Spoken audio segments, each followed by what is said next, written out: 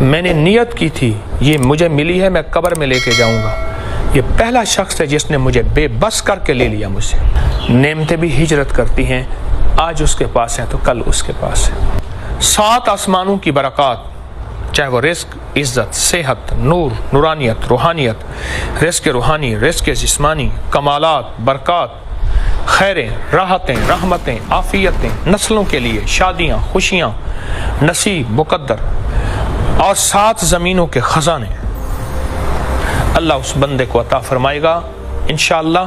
جو کرے گا اللہ اس کو آنکھوں سے دکھائے گا۔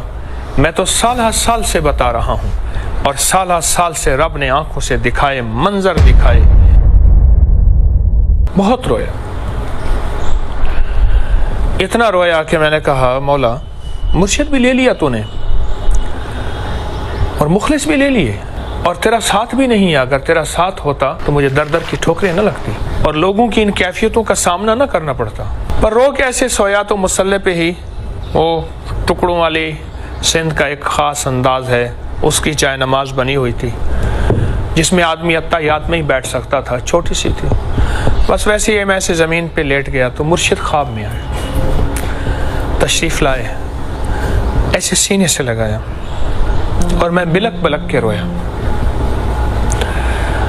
فرمانے لگے تجھے یاد ہے تجھے فلاں وظیفہ دیا تھا، اور میں ان کے سینے سے لگاؤں اور میں عرض کروں جی مرشد، فرمایا اس سے زیادہ ٹھوکروں اور قربانیوں سے مجھے ملا تھا۔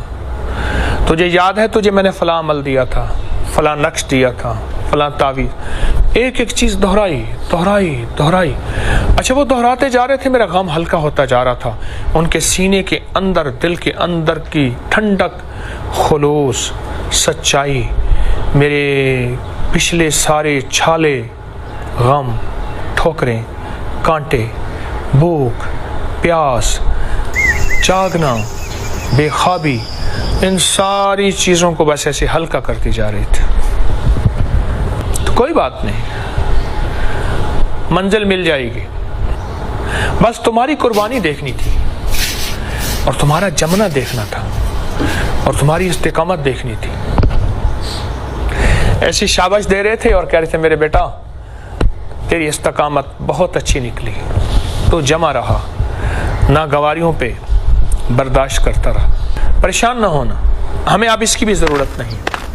تو ایسا کر، صبح یہاں سے چلا جا، اسی بندے کے پاس جا، وہ تیرا انتظار کر رہا ہوگا۔ نیند کھلی نا تو اس ایک اذان کی آواز، اللہ اکبر اللہ اکبر، اور اذان بغیر سپیکر والی میرے کانوں میں پڑی، فجر ہو گئی ہے۔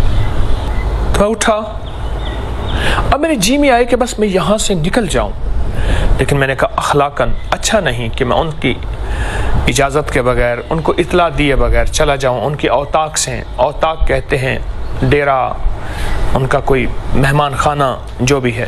میں بے تاب انتظار کرتا رہا۔ اس دوران وہی کھانا آیا، بس کھایا، پر کیفیت کچھ اور تھی۔ وہ صاحب آئے تو میں پہلے انتظار میں تھا، تو میں نے کہا جی میں اجازت چاہوں گا واپسی کی۔ کیوں سائیں، آپ نے تو عمل لینا تھا۔ میں نے کہا جی بس آپ کی مہمانی ہے، آپ دعا فرما دیں۔ کہنے لگے میں ان کو کہوں گا، ماننا نہ ماننا ان کی بات ہے۔ میں نے کہا بس آپ دعا فرما، آپ کے مہمان نوازی کی، میں آپ کے پاس رہا، آپ کا نہایت مشکور ہوں، آپ کی مہربانی ہے۔ میں نے ان کا جی بھر کے شکریہ ادا کی۔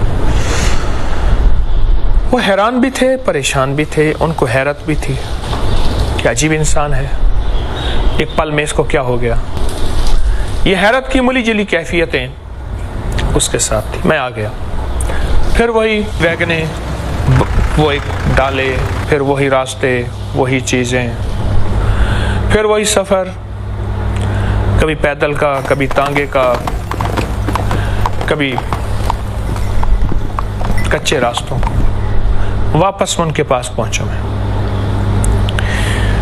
جب میں پہنچا تو شام ہو گئی تھی۔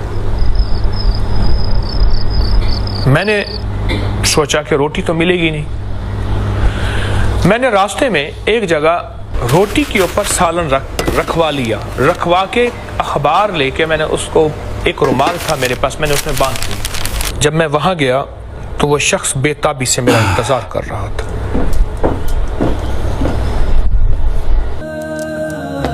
سائیں مجھے معاف کر دیں۔ میں کہا بڑے ہیں، میں تو چھوٹا ہوں۔ کہہ رہے نہیں مجھے پتہ نہیں تھا۔ کہہ رہے کھانا؟ میں نے کہا میں لایا ہوں۔ کہہ رہے نہیں، میں نے پہلے آپ کے ساتھ بے وفائی کی تھی، آپ میرے ساتھ چلیں۔ اچھا کھانا پکا ہوا تھا، مجھے کھلایا اور کھلا کے کہنے لگے آپ کی ملاقات مجھے بہت مہنگی پڑی۔ میں نے کہا وہ کیوں؟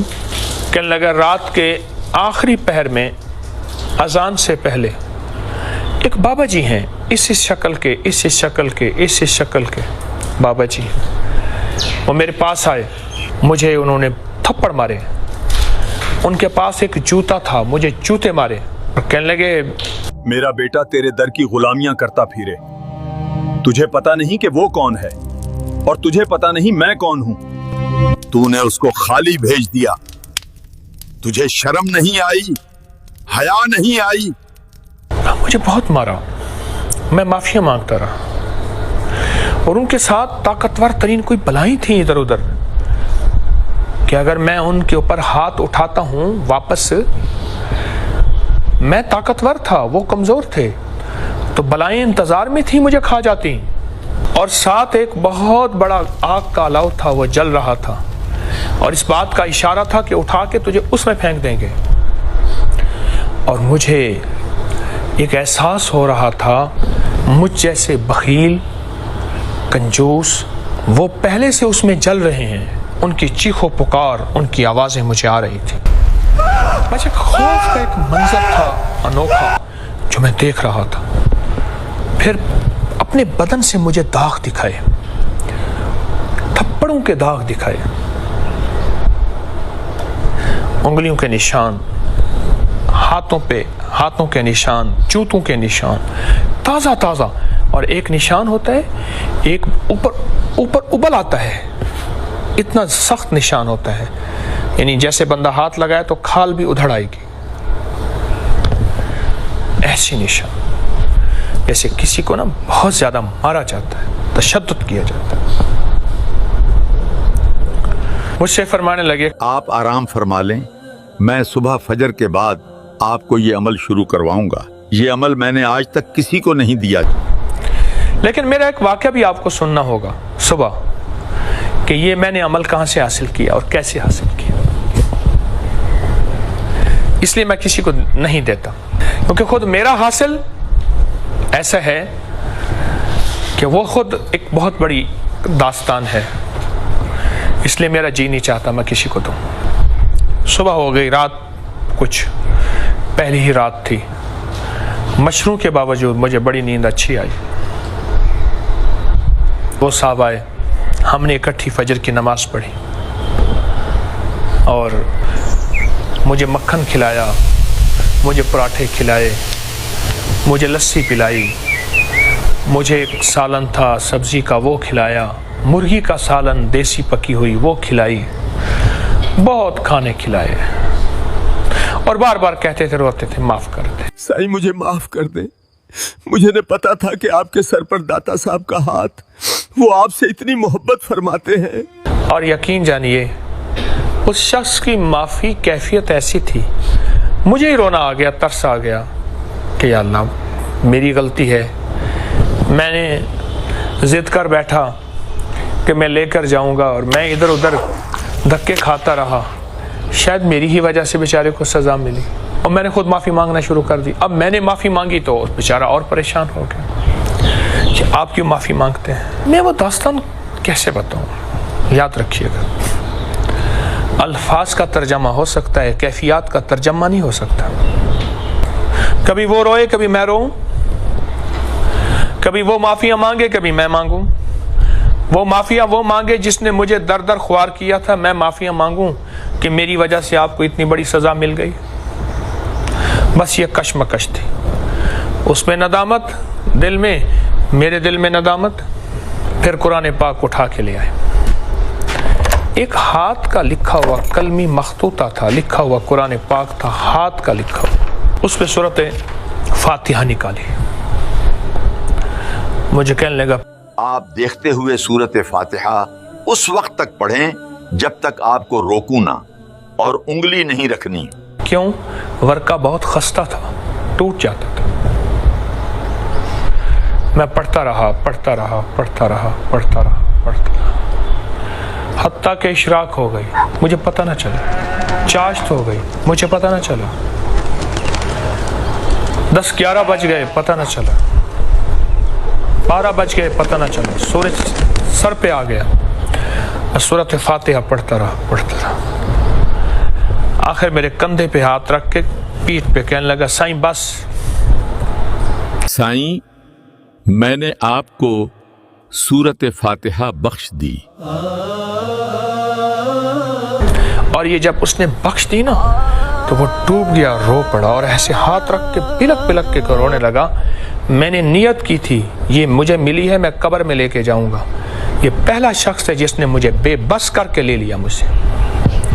اور کہنے لگا، سائیں مجھے اب پتہ لگا آپ کون ہیں، میں دل سے دے رہا ہوں، دل سے دے رہا ہوں، اور آپ کی 7 نسلوں کو دے رہا ہوں، 7 نسلوں کو دے رہا ہوں، 7 نسلوں کو دے رہا ہوں۔ اب آپ سورت فاتحہ کے عامل ہیں۔ اب اس سورت فاتحہ کو اگر اب آپ کھانے کے دوران بسم اللہ الرحمن الرحیم کے ساتھ 7 دفعہ پڑھیں گے تو اب لفظ سنیں جو اس نے کہے اور میں نے پائے، اور جس کو دیے اس نے پائے۔ 7 آسمانوں کی برکات من السماوات والارض، اور 7 زمینوں کے خزانے اسے ملیں گے جو ہر کھانے اور پینے کے دوران 7 بار سورت فاتحہ ہر دفعہ بسم اللہ الرحمن الرحیم کے ساتھ پڑھے گا۔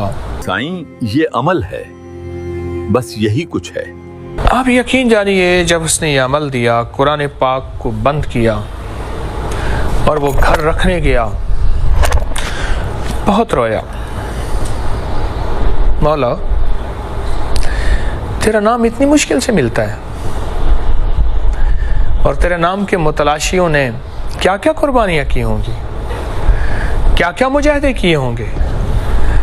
مولا میں نے تو تھوڑی سی قربانی کی، میرے لیے بہت بڑا پہاڑ ہے اور بہت بڑی میرے لیے ایک داستان اور کہانی ہے۔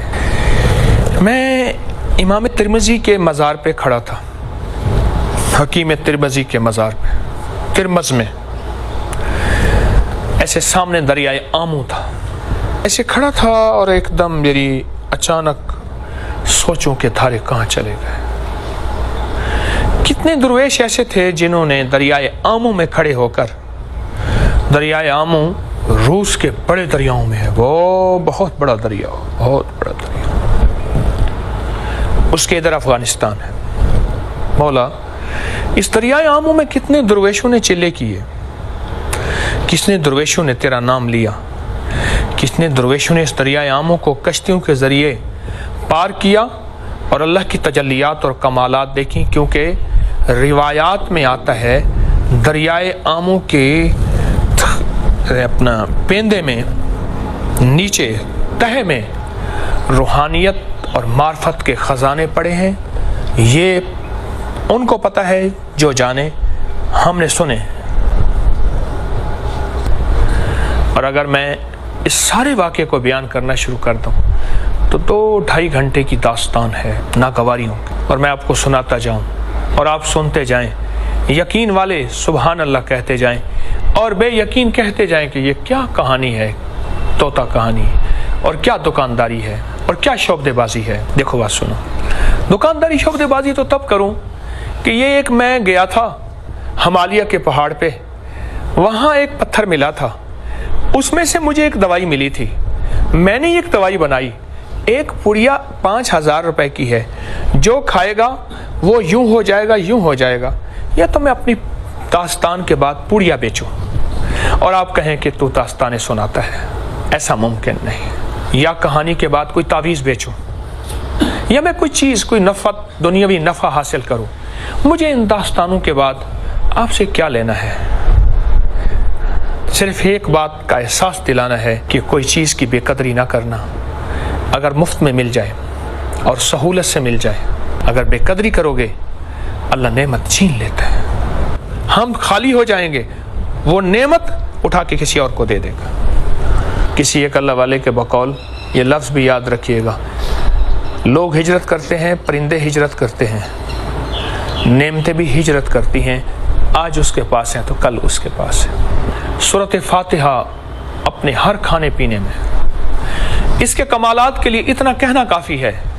7 آسمانوں کی برکات، چاہے وہ رزق، عزت، صحت، نور، نورانیت، روحانیت، رزق روحانی، رزق جسمانی، کمالات، برکات، خیریں، راحتیں، رحمتیں، عافیتیں، نسلوں کے لیے شادیاں، خوشیاں، نصیب، مقدر، اور 7 زمینوں کے خزانے اللہ اس بندے کو عطا فرمائے گا انشاءاللہ. وکفا باللہ ولیم وکفا باللہ نصیرا.